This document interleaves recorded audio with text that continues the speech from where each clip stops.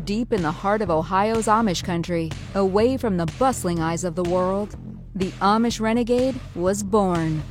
Escaping the confines of tradition, Lizzie Enns pursued her passion to become a highly sought-after health and wellness coach, driven by a deep desire to heal and inspire. With a unique ability to awaken the inner commando and renegade within each individual, Lizzie stands as a beacon of hope in a world yearning for change and craving simplicity. Tune in to the only show of its kind, hosted by the Amish renegade herself, Lizzie Enns, on The Lizzie Enns Show. What is up, you guys? We are back for another phenomenal and amazing episode here. Today, I am just extremely excited and proud to have my friend Peter on the show. Peter, I met you last month or a couple months ago, maybe at your restaurant in New York, and I had a phenomenal time at your restaurant. It was absolutely amazing. Delicious food, delicious drinks, and I wanted to bring you on here and just talk about your story and what you have built in your life, because what you have done is phenomenal and very inspiring. So Peter, welcome to the show. Thank you, Ms. Enns. You're welcome. By the way, very unique last name. How do you pronounce your last name, by the way? It depends on your education level. So if you're really smart and you know where Portugal is, you say Guimarães, which I was born in Portugal. If you're American, you say Guamaras. And if Gromadas? Guamaras. And if you're Greek, you say Guimaras, because every Greek thinks every last name is theirs. So all three work. So your family is from Portugal, right? That's where you were born. I was born in Viseu, Portugal, small little town north of Lisbon. And we migrated to this country when I was 2 years old. Wow. So talk about that. Yeah. Almost like you. It was really Amish in Portugal. Was it really? Wait. Well, we were poor, though. It wasn't by choice. We had no running water and no electricity. So really? Yeah, it wasn't because we didn't want to, like you guys. Like we couldn't. Well, I didn't say I didn't want that, Peter. Right. But so that's what it was like in Portugal. I had no idea. Yeah, I mean, we're going back a long time ago, not to give away my 31-year-old age, but yeah, it was like that. I used to remember seeing my mother have to go down to the stream and bring up gallons of water on her head. Wow. Think about that. But yeah, Portugal was a communist country back when I was a baby. Wow. So what's it like there now? Now it's the hottest destination in Europe. Con Est has voted it the #1 European destination 4 years in a row. It's crazy. Like everybody I talk to is going to Portugal. It's beautiful. It's still economically cheap. You can get some really good deals on real estate and food. Wow. And yeah, no, it's great. Do you still have family back there? I have a lot of family back there. I plan on going back there if Biden wins. I'm leaving the country. Wow. And I'm going to go back to Portugal. So what was that like? You know, obviously you came over here with your parents when you were 2. And I'm curious, like, what that was like to immigrate over, build a life here that's so vastly different from where you guys grew up, and then building the American dream that you have built. It was amazing. The fact that I got to turn on the faucet and have water come out of it was a dream come true. That's all I wanted was just water. We have a lot in common, Peter. I had no idea. That was me. I remember after I left my Amish community, I walked into a room and I was like, I can just flip a switch and a light comes on? This is amazing. That's amazing. I grew up in a household with 6 women. I was the only boy, the baby. I didn't find out what a blow dryer was till I was like 18. And one of them got married and left the house. I'm like, I find this thing in the bathroom and I'm going to one of my sisters. What is this apparatus? She goes, what are you, retarded? What do you mean, the apparatus? I go, what is this machine? She goes, it's a blow dryer, you idiot. They hide the blow dryer from the only guy in the family. So I used to go to school with wet hair. I didn't know until I was 18. There was something out there to dry your hair. Well, when I didn't know what a shower was until I was 19. So yeah, that's wild. I didn't get to use the bathroom till I was 16. You ever try to wait in line, 1-bedroom, 3-bedroom house with 1 bathroom and you're the only guy? Yeah. I had to go out in the woods. I'm like a I'm like a camel. I can go days and days. I can train. That's amazing. I love that. I actually had no idea, but let's talk about what you did. Like you grew up most of your life obviously in America, but what did Peter do? Like what did you do in terms of going to college and how did you build your career the way that you have? So I had two choices when I was younger: either go to a life of crime, which some days it pays, or take the take the right road and go to school. I went to Catholic schools, and my dad started doing well and saving money, he put his kids in private schools. I grew up in Hartford, Connecticut, which these days is like the Bronx. Back then, Mm-hmm. so bad. Yeah, you had to make a decision. My father started his own business. I used to work for him. So I got that entrepreneurial bug early on. Mm-hmm. Then I went to college. I went to UConn. And when I graduated, I got into construction. I built my first house when I was 22 years old. Really? Yeah, in Connecticut. I had no money. I had to go to a loan shark to get money just to build a house. And That's then pretty Amish too, Peter. you know what? I think my loan shark was Amish, come to think of it. Yeah, it probably was. And then building your own house at that age, that's a very, very Germanic Amish thing to do. He gave me the money in gold coins. So he probably was Amish. No, you guys don't use gold coins. I don't know where I came up with that. Anyway, I started out in construction and I built over 110 homes in Connecticut. Really? Yeah, yeah. I have subdivisions all over the state of Connecticut. That's amazing. So how did you build that? You obviously you started with the loan shark, but like what was your from a business perspective, like what was your strategy from there? Because there's a lot of people that do real estate and there's a lot of people that want to do real estate. What did Peter do and how quickly did you grow that? So when I was in college, my senior year, I was an intern for David Chase, who's a huge developer, and he's actually the Polish ambassador to the United States. And he was doing developments in downtown Hartford. And he hired me as an intern to get credits. Hmm. And he just loved how fast I grasped the business. And when I graduated, he offered me a job and I took it. I lasted about 30, 60 days when I decided I can do this shit on my own. So I met all the contractors that I met. I grabbed all their numbers. And then when it was time for me to build my own house, I called upon all these contractors to come and help me.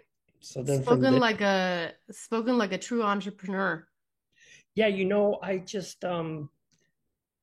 I don't like being told when to show up for work. That's a big thing with me. Like I Yeah. don't set an alarm clock unless I have to get on a 7:05 a.m. flight.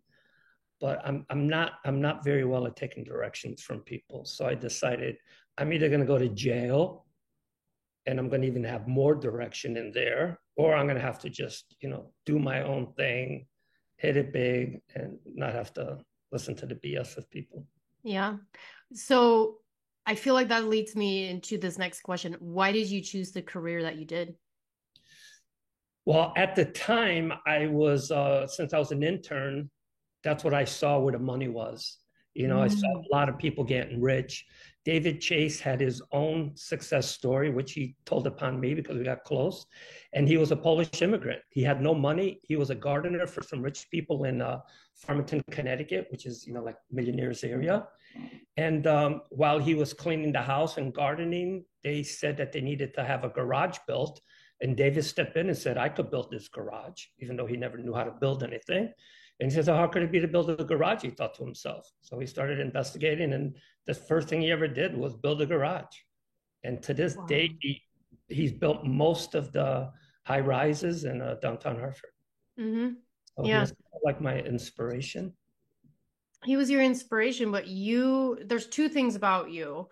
You got that entrepreneur heart and spirit. You got that from early on. Would you say that you got that from your dad when your dad like started his business and did he teach you things? Yeah, my father had a factory and not had a factory. He worked as a factory worker in Hartford, Connecticut, And he got into business by accident. He needed vacation to go back to Portugal. My mom was sick. We didn't have insurance here, so she had free health care back in Portugal. He took her back to Portugal for a couple of weeks, and as a sign of gratitude, he bought a bedspread for one of my uncles who make bedspreads in Portugal. He brought it. He gave it to his boss, and he said, "Thank you so much for giving me the time off to take care of my wife. This is a present." He takes it home to his wife. His wife opens it up, puts it on the bed, and goes, "My God, I love this." His wife's sister comes over, sees this bedspread on the bed, and said, "Oh my God, where did you get this bedspread?" She goes, "Well, I got it from this gentleman." So then the boss asked my dad, "Can you send over another one?"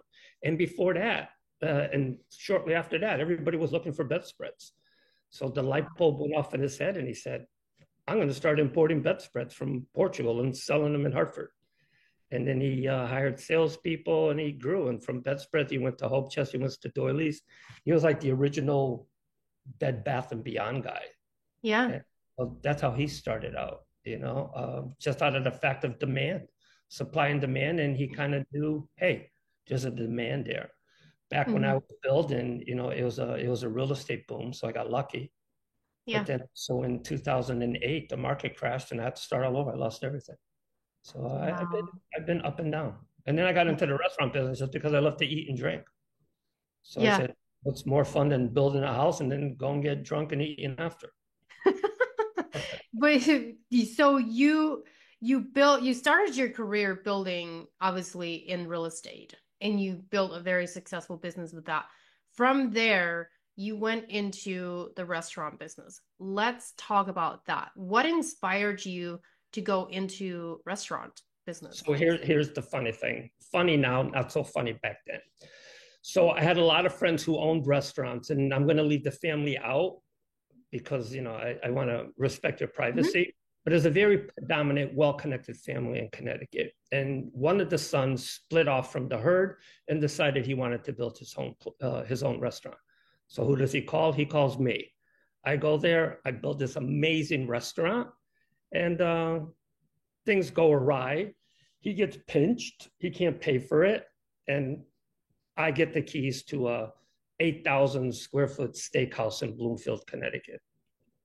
So I said, how hard could it be to run a restaurant? The construction guy said how hard can it be to run a restaurant? How hard could it be? How difficult was it? I found out that it's so difficult, but it's also very rewarding, And I'll give you an example. So I built multi-million-dollar homes all over Connecticut, right? I have done build outs in New York City for famous NHL players, their apartments. Nobody gives a shit about who the construction owner is. Nobody has ever in my career come to me, "Oh, who built that $2 million house in Farmington?" Nobody says that.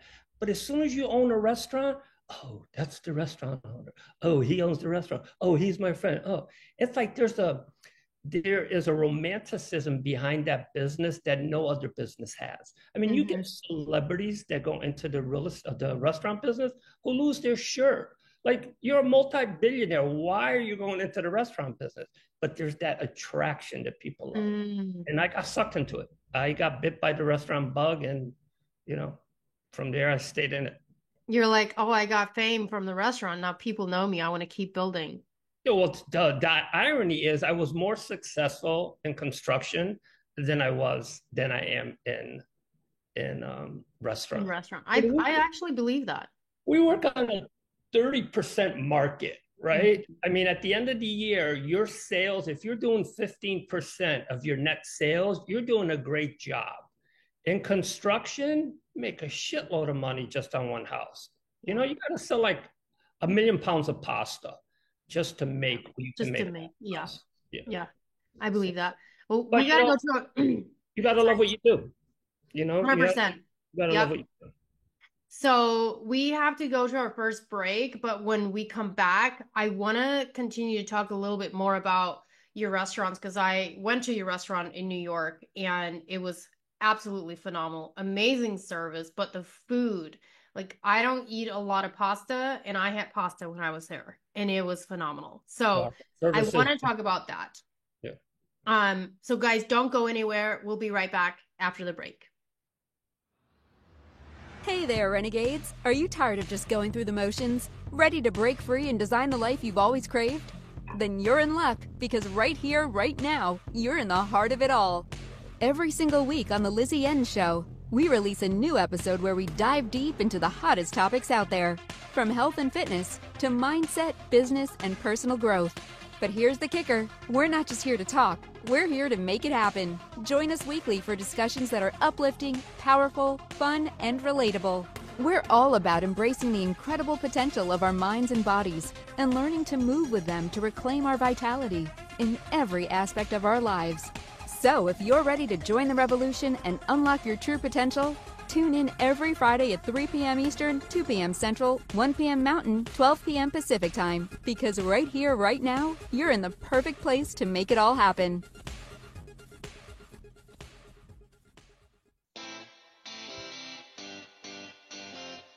Are you a subject matter expert? Are you here to share your expertise with an audience waiting to hear from you in only the way you can deliver? Are you ready to have your voice amplified across the airwaves? Inspired Choices Network has a global radio platform streaming to millions of people across the world. Professionally produced and supported by an accomplished team every step of the way, you can broadcast from anywhere in the world, knowing your voice matters, and we ensure it is delivered with ease and efficiency. Eager to hear your message, the world awaits. Contact us today to become an Inspired Choices Network radio host. Email becomeahost@inspiredchoicesnetwork.com. You're now listening to the world-renowned and internationally recognized Amish Renegade on The Lizzie N Show. All right, you guys, welcome back. Okay, Peter, I want to talk about where you are at currently with restaurants. How many restaurants do you own now?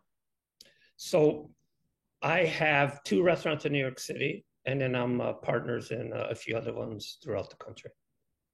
I do remember you telling me about a couple of them. I know Bice is the one that... All right, so if you say Bice one more time, I'm going to have to disconnect this. Wait. What is it? It's called Bice. Bice? Yeah. Really? Yeah, Bice is short for the woman's name in Italy called Beatrice, who was the founder of Bice. So it's pronounced Bice. Oh, I've never heard anybody say it that way. When people come into the restaurant and they say, "Oh, do you have a table for 2? We love Bice." Get out. You cannot, you have to leave right now. Doesn't that happen like 90% of the time though? No, it happens 99.9% of the time. What are you gonna do, Peter?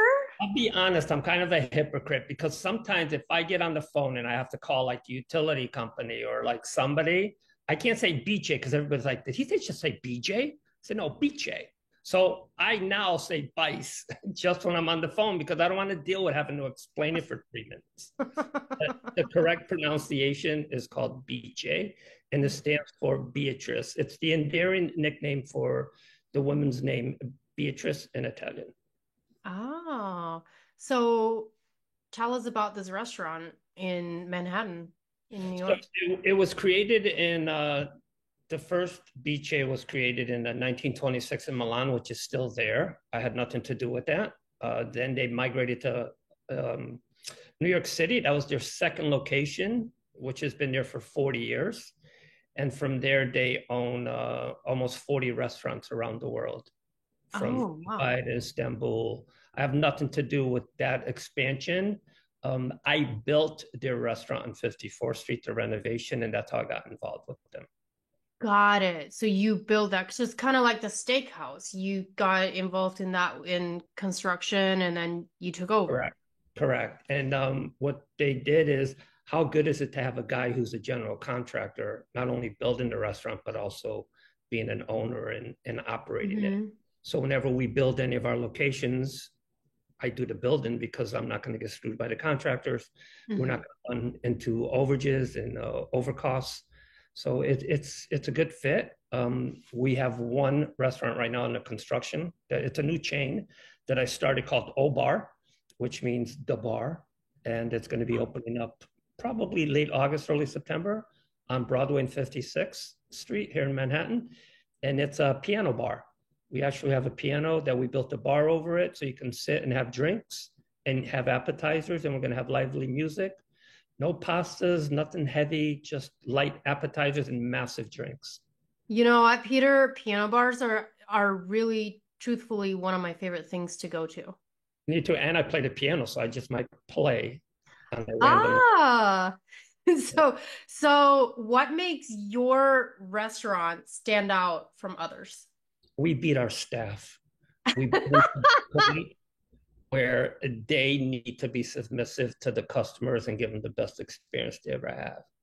The labor department doesn't like it, but I mean, you got to do what you got to do. You But the know, honest truth is, my staff has been with me, my manager slash head server, 35 years. The wow. second to him has been with us for 18 years. These are all gentlemen that are elderly, not elderly, but older with kids and mortgages. They're very professional. They're not like kids in high school working part-time Mm-hmm.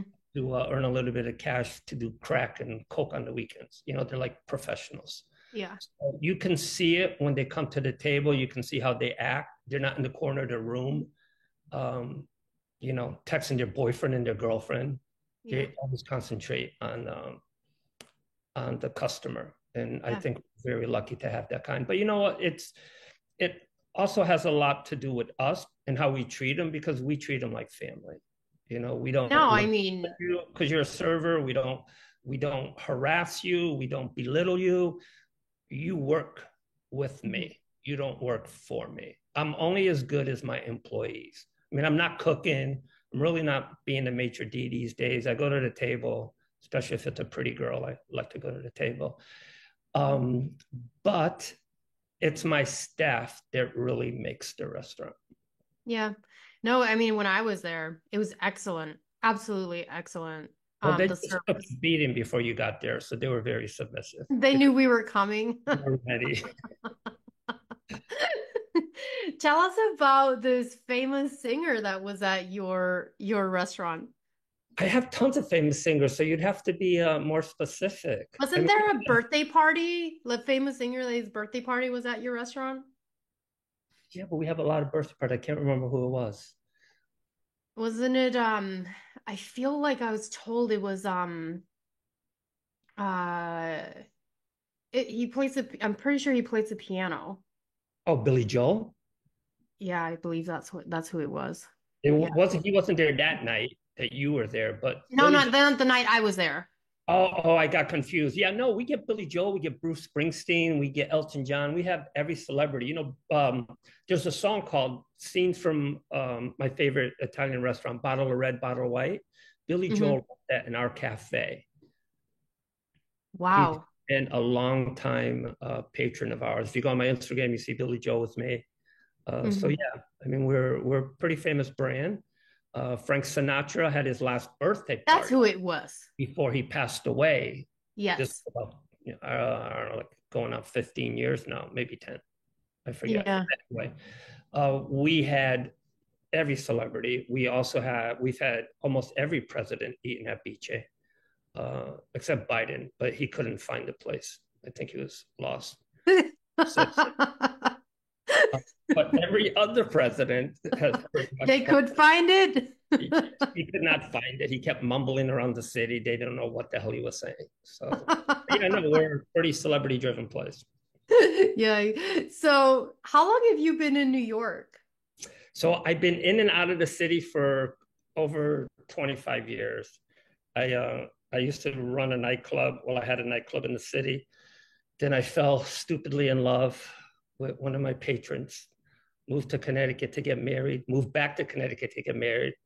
Then she kind of had a problem with the whole, industry thing. She didn't like me dating, like, go figure. So we got divorced. I moved back to the city. Then I lived in Miami for a little while, back and forth, Chicago. So wherever we need to open up a restaurant, I was in Palm Beach all winter opening up a bar called La Bar. So I get to move around a lot. But yeah, and you have a daughter. I do. I have a 19-year-old beautiful girl, love of my life. Yeah.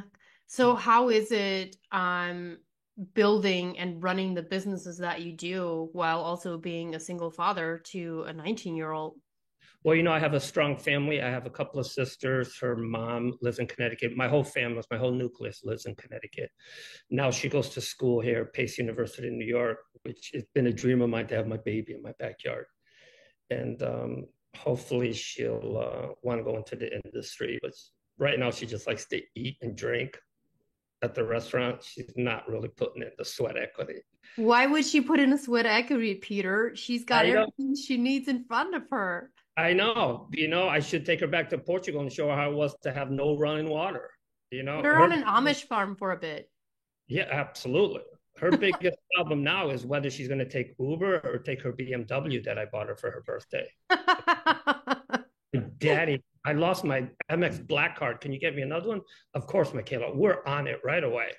That's her biggest worries. You know? You got her a black one and she wanted a different color. Yeah, she's like, don't they come in purple? I'm like, are you kidding me right now? She wants a purple BMW? No, I was talking about the MX card. Oh, the MX card. Like, why black? Don't they come in purple? Yeah, I think you should sign her up. I had this like business idea. Maybe you can help me with this. But I'm thinking for the kids these days, they could really benefit from learning how to work with their hands on a farm without any electricity, no access to the internet. They just learn how to really work on the boots on the ground. And I think that they should do it for an entire week on an Amish farm. And I think that could be a business. And they go and they learn, and then they come out of it learning how to actually be without any kind of social media or electronics. Isn't that I think that's a great idea. It's a great idea. I can't even get her to clean her room. Right. You're even doing anything else. If it wasn't for her, my sister, her aunt, who sneaks over and cleans her room, it would be a disaster. We gotta send her my way. I'll teach her some things. I would love to. So tell me some things that you love about New York and what makes a true New Yorker. Oh, I'll tell you what, you know, like I ran for New York City mayor last election. I'm very passionate about this city, but I hate politics. I hate the ass kissing.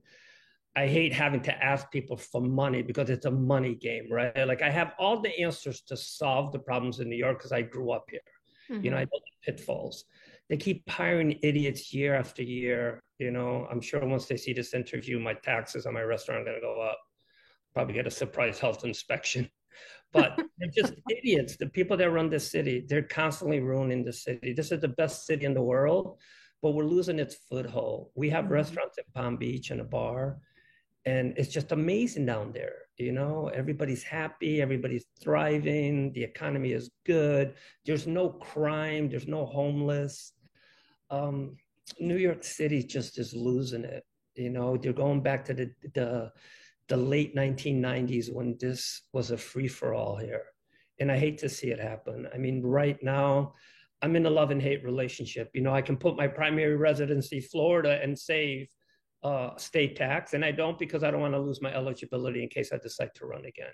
Yeah. As much as I love the city, they're making it very difficult to stay loyal. The people are phenomenal, but the administration are the worst. They're living in the city. And then they got to come up with gimmicks because they don't know how to budget properly.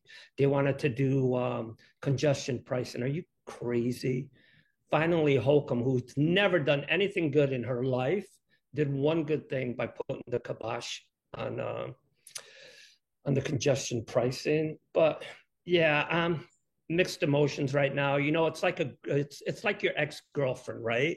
Like you miss her, but then you think about all the bad stuff that happened, and like you don't miss her, right? But then you see her out, and you're like, maybe this time. That's how New York is. New York is an old girlfriend, you know? That is a really, really good way to describe it. It really is not what it used to be. No, and I'm getting texts from all my old girlfriends telling me to go F myself. So maybe I shouldn't have. Maybe that's what you need to do with New York. You know what? I cannot do it. New York's still the love of my life. Second to my daughter. Second to your daughter. We have to go to our second break here, but when we come back, I want to talk about Tipsy Girl because we haven't dove into that yet, and I really want to highlight that as well because I was surprised when I had this. So Tipsy we're Girl, gonna go to a my break. wine, or Tipsy Girl, my ex-girlfriend? Which are we talking about? Oh, the wine line. The wine. I got, I got. So guys, don't go anywhere. We'll be right back after the break. Hey there, renegades! Are you tired of just going through the motions? Ready to break free and design the life you've always craved? Then you're in luck, because right here, right now, you're in the heart of it all. Every single week on The Lizzie N Show, we release a new episode where we dive deep into the hottest topics out there, from health and fitness to mindset, business, and personal growth. But here's the kicker. We're not just here to talk. We're here to make it happen. Join us weekly for discussions that are uplifting, powerful, fun, and relatable. We're all about embracing the incredible potential of our minds and bodies and learning to move with them to reclaim our vitality in every aspect of our lives. So if you're ready to join the revolution and unlock your true potential, tune in every Friday at 3 p.m. Eastern, 2 p.m. Central, 1 p.m. Mountain, 12 p.m. Pacific Time. Because right here, right now, you're in the perfect place to make it all happen.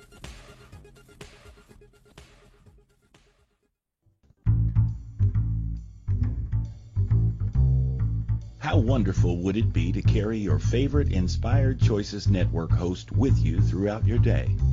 Well, now you can. Inspired Choices Network now has its very own mobile app. Our free app offers live streaming shows, along with thousands of podcasts and TV episodes. Our shows cover a wide variety of topics. Whether you're waking up with us, carrying us through the day, and taking us to bed with you, we're always here for you to enjoy. We're easy to find. Just search for Inspired Choices Network in the Apple App Store or Google Play Store. You're now listening to the world-renowned and internationally recognized Amish Renegade on The Lizzie N Show. Welcome back, you guys. Okay, Peter, before we dive into Tipsy Girl, I want you to share with our listeners where people can find you on social, email, website. Where is that? Okay, so you can find me at Peter G for NYC on the gram and on Facebook, Bice Cucina on Instagram and Facebook, Tipsy Girl Wines on Instagram and Facebook. And on some Fridays, you can find me in the Holden Cell in Precinct 17th in the West Village. Thank you for sharing that. Okay, let's talk about Tipsy Girl. What is Tipsy Girl? So I was on a reality show for 3 years on The Real Housewives of New York. And when I used to own my nightclub, I used to jump behind the bar because I'm very active in my restaurants. I like to get back there. I like to serve drinks. I clean tables. There's nothing that I don't do in my own restaurants. It's like having your baby. You change the diaper, you feed it, you clean it. It's the same thing with the restaurant, right? It's your baby. Mm-hmm. So I used to have a group of girls that when I would get behind the bar, they'd come up and I'd make shots and I would call them my tipsy girls. Then as I got older, I decided, I'm going to get into the wine business. And I started a wine called Tipsy Girl, which is a sparkling rosé made in Veneto, Italy, and a Prosecco also made in Veneto, Italy. When I was on the show, I launched it on the show with Sonia Morgan, who was my ambassador to the brand. So I started a wine called Tipsy Girl. Mm-hmm. And we had quite a bit of distribution. Then that nasty COVID set in and we lost distribution, factories shut down, nothing was being imported or exported. So now we were revamping up again. It's our number one selling sparkling rosé in all our Bices. Last year we sold 100,000 bottles just from our restaurant. It's called Tipsy Girl because it has a higher content, as you well know. One drink and you're feeling it, Yeah, well, yeah. So when I went to Peter's restaurant a couple months ago, my business partner and I were there, and they bring out Prosecco. And normally, I'm not really a Prosecco gal. It's not really my go-to. But when I started drinking, I was like, this is actually really good. And one glass in, I was like, what is up with this Prosecco? This is not normal Prosecco. And I couldn't put my finger on what it was. And then you come in like 2 hours later and you tell me why. Because I was like, I felt it. Yeah. And why is that? Why did I feel it? It has a higher alcohol content, so it's almost 14%, which is a lot higher than most Proseccos. What you were drinking was the sparkling rosé, which is my favorite. Yeah. And Yeah, I had two different ones that night, and they were, the rosé one was definitely my favorite one. yeah, no, it's mine too. And my sisters in Connecticut are the number one consumers of I bet. Tipsy Girl rosé. Yeah. Do you I just hope provide that for them? I do, but I think I'm starting to go broke, you You- know. See? But they clean the beach house, they take care of my sister, Yeah. you know, Yeah. they run interference when dates go bad. So the least I could do is provide them with Tipsy Girl. You know, I'm their dealer. Yeah, that's right. What was it like being on The Real Housewives?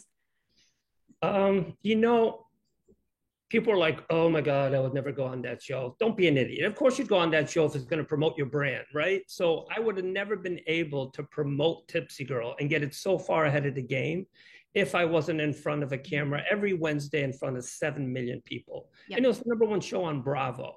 So it was great for business. It was great for marketing. It was great for exposure. You know, you have idiots today going on Graham and doing stupid things Yeah. just so they can get notoriety, right? Well, Yep.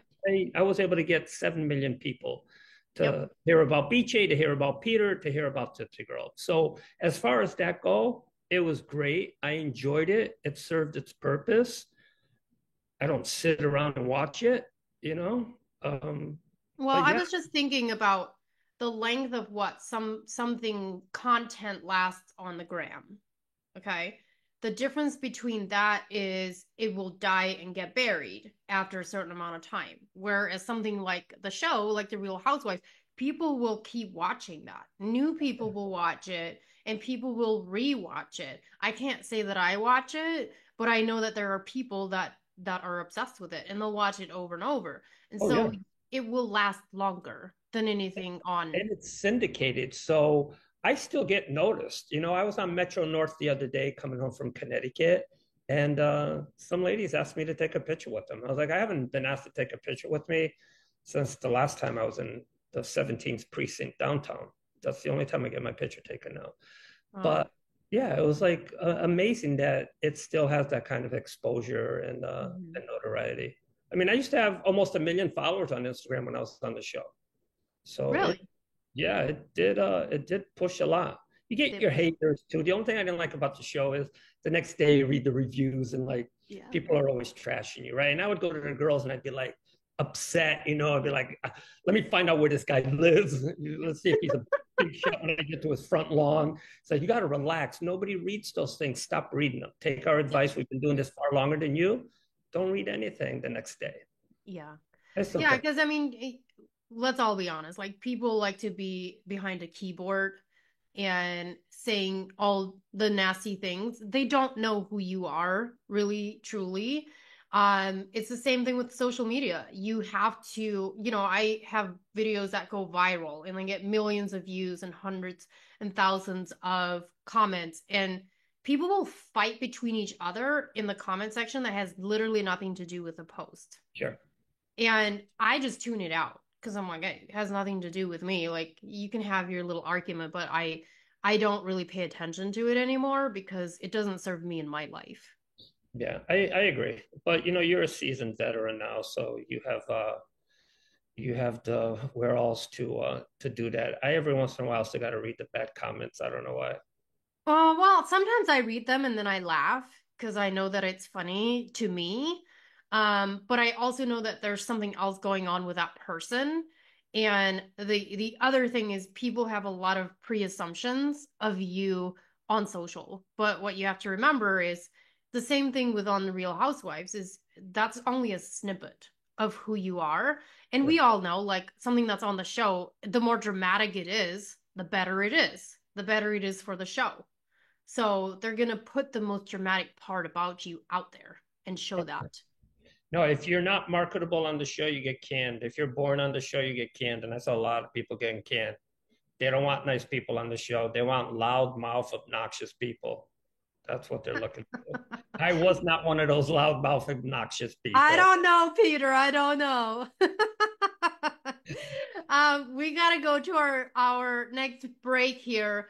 But when we come back, I want to dive into a little bit more about business and what advice you would give to someone that is looking to start their business, whether in real estate or the restaurant business. So guys, don't go anywhere. We'll be right back after the break. Hey there, Renegades! Are you tired of just going through the motions? Ready to break free and design the life you've always craved? Then you're in luck, because right here, right now, you're in the heart of it all. Every single week on The Lizzie N Show, we release a new episode where we dive deep into the hottest topics out there, from health and fitness to mindset, business, and personal growth. But here's the kicker. We're not just here to talk. We're here to make it happen. Join us weekly for discussions that are uplifting, powerful, fun, and relatable. We're all about embracing the incredible potential of our minds and bodies and learning to move with them to reclaim our vitality in every aspect of our lives.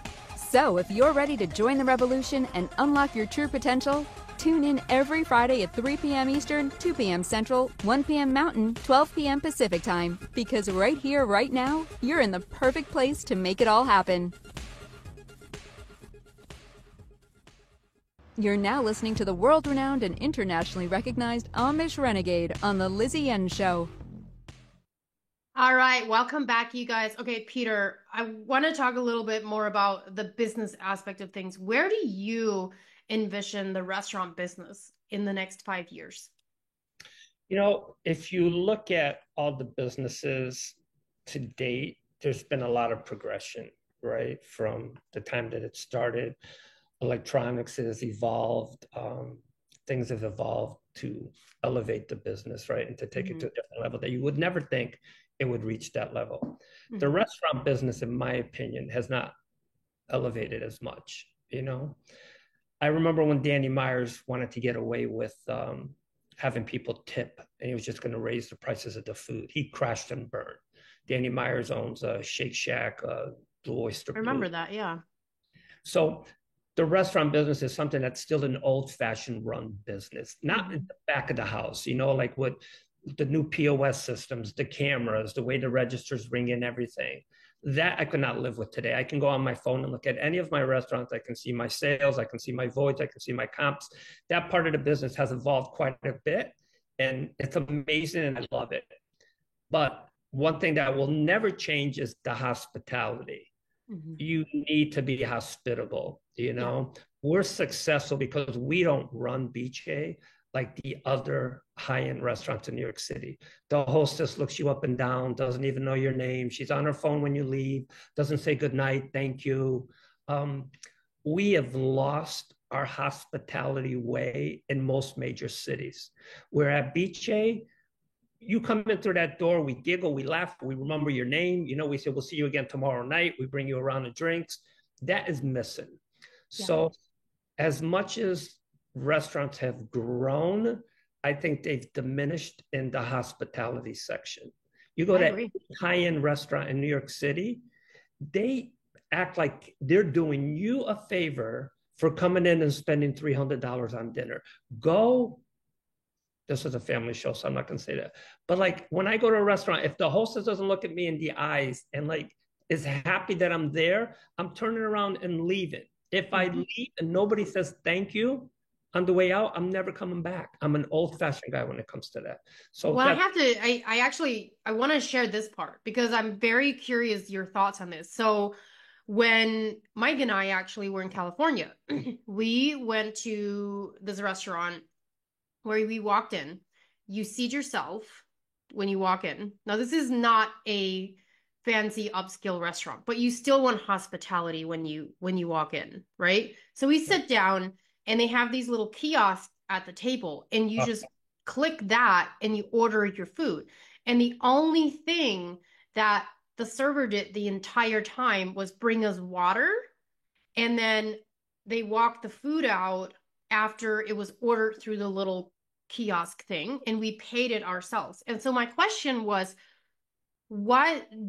so obviously everybody expects a certain amount of tip when that is happening, or either way in a restaurant, right?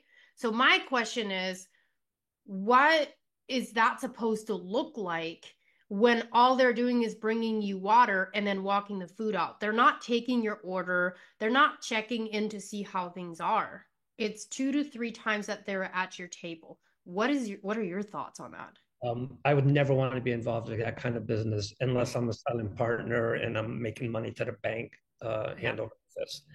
As far as having my name on it, no, I'm still old fashioned. I think so. There's different generations, obviously, right? The generation that comes to BJ is an older generation. They don't want to sit in front of a kiosk.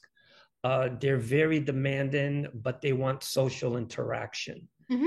Younger folks today, since, like my daughter's age, maybe you can get away with those kiosks thing. Maybe they think it's cool. I don't see it taking over because I remember Applebee's tried that, I don't know, like 15 years ago. And they haven't really, 15 years ago, I remember going to an Applebee's with my daughter and they had this kiosk thing on the table. And I was like, I didn't know what the hell to do with it. It's like, where did the burger come out of, Yeah. So, I don't know. I don't see it being successful. I think it has its place for the fast food market. I mean, McDonald's installs these now where you order and then you go to the counter, which is okay because some of the people that are working at McDonald's, you're probably better off not having any interaction with them. Probably better off on the kiosk. But the hospitality business is what suffered the worst so far, in my opinion, in this industry. No, I agree. So expensive now. I mean, an average pasta in New York City is $35. Mm-hmm. Yep. What is your favorite dish, by the way? It depends. I'm one of these moody like eaters, like I won't be hungry. Then I'll walk by somebody's table, I'll see linguine and clams. I'll be like, oh, that's what I'm going to have. Right. But my favorite thing to eat, and I must eat it 2-3 times a week. I should have my mercury levels checked, but I love sushi.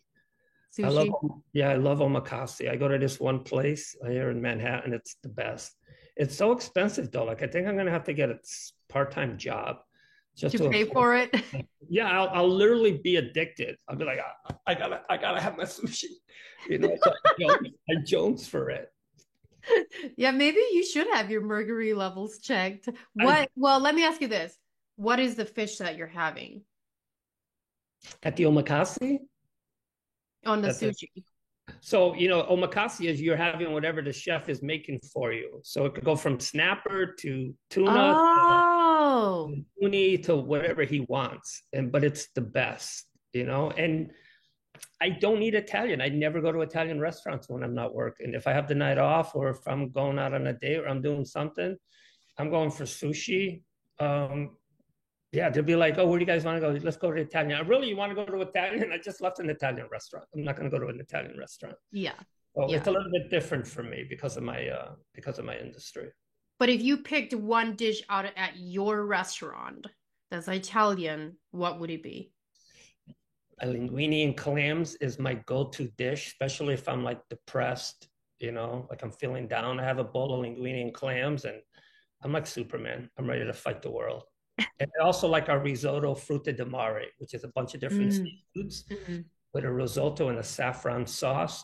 Really, really, it's like orgasmic. Yeah, that's the word I use to describe food that's really good to me. Is this a family show, by the way? It's debatable. Debatable? All right. I want to get all this hate mail. No. You're good. You're absolutely good. What advice would you give to someone that is wanting to start their business, whether it's in the restaurant business or in the entrepreneur field, just in general? You know what? I was just having this conversation with my sister the other day in Connecticut, and I have a brother-in-law who I love to death, right? He started out self-made guy, but always worked for somebody else. Mm-hmm. But he's done well. He owns his own home. He put his daughter through college. They take their vacations. He has his money saved. He's retired. He's had like a perfectly beautiful life, right? Now, I've had this up and down life, right? Like I've had millions. I've had boats. I lived in mansions. I traveled everywhere, but I've also lost everything and had to start over. So who's better off, right? And you have to decide whether you're going to have that even keel life and you're going to be happy and everything's going to be okay, or you're going to have these amazing peaks, but owning your own business, those amazing peaks comes with amazing lows. And you need to look at yourself in the mirror and say, can I handle those lows? Because if you're working for Cigna, The Hartford, or JP Morgan, Goldman Sachs, those guys can weather the storm and keep you on board. And you're not even going to feel it. Maybe you won't get your $40,000 Christmas bonus, but you're still going to get your check. As a self-employed guy, you're always worried about that market change that's going to affect you. And there isn't going to be 10,000 other vice presidents at Goldman Sachs that are going to keep you alive. You have to really look at yourself in the mirror and know what kind of person you are, whether you can. You need to know that at any given day, you can lose it all, but you also have the opportunity to live an amazing life. And you have to decide whether you have the stamina for that. I 100% agree. And, some people are absolutely content living an even keel life. They want that 9-to-5 job. They want the guaranteed. But also, it's debatable whether or not that 9-to-5 is guaranteed, because sometimes you lose your job. That's not a guarantee.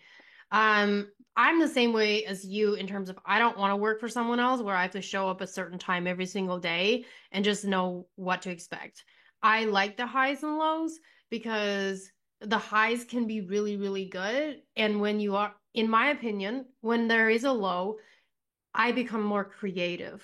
And if you're a true entrepreneur, I believe that in your lows is when you get creative. When your back is up against the wall, you're like, okay, what is it going to take? And sometimes the best things come out of those times. Would you say that for yourself? I would, but here's the thing that changes that whole factor, and is age. As you get older, like now, today, at this given moment in my life, I could not go back to 2008, lose it all, and start all over again. I don't have the energy anymore. I got so beat up in the market crash that I don't know if I have that stamina to do it again. So now my behavior is less risky than it used to be. I'll think twice about needing that new car, or, whether I'm going to do this.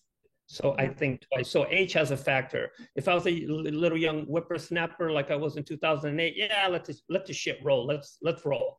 Now, no, I'm like a little turtle. I watch my step. Yeah, and really that's just showing, like, as you age and as generations go, like you also should be wiser, right? Like you make wiser decisions, but also you have less risk to play with. And or it's more risky for you, what I should say. You want to take less like high risk moves, versus when you're in your 20s and 30s, you can afford to do that because you have the energy to bring yourself back up. So we have about a minute and a half left. What are a couple of things that you want to share with our listeners before we leave here? Well, so one thing, even when I was completely at my lowest, which was in 2008 when the market crashed, I always believed that I could come back, and I always believed it myself. I remember moving back in with my mother and going back into my room that I grew up in. It was the highest suicide rate in the United States in 2008. And my mother would come in, open up the door, and check on me. I'd be like, "Mom, I'm not going to kill myself. I got too big of an ego, and I'm too full of myself. I'll make it back. Don't worry about it." So all my biggest advice I can give for anybody out there is just believe in yourself. It's going to get hard. You're going to get down on yourself. Say a couple of prayers, go to the gym, work out, surround yourself with positive people. Stay away from the idiots who are going to hold you back, and always believe in yourself. And praying at night, I pray every night. People don't think of me as a guy that prays and is very spiritual because of the life I lead. But I think at night, say a couple of prayers. It helps out. Something helped me. So absolutely. I agree with all of that. And my favorite part too is that you said surround yourself with positive people. So Peter, I just want to thank you again. This was so much fun. I had so much fun having you on here. So I thank you. I appreciate you. I'm going to see you next week, by the way. So I will see you guys next week. Guys, thank you for tuning in. We'll see you next week. This show is made possible with your support. Tune in to The Lizzie N Show every Friday at 3 p.m. Eastern, 2 p.m. Central, 1 p.m. Mountain, 12 p.m. Pacific Time, and around the world at InspiredChoicesNetwork.com. And don't forget to subscribe and share it with your friends.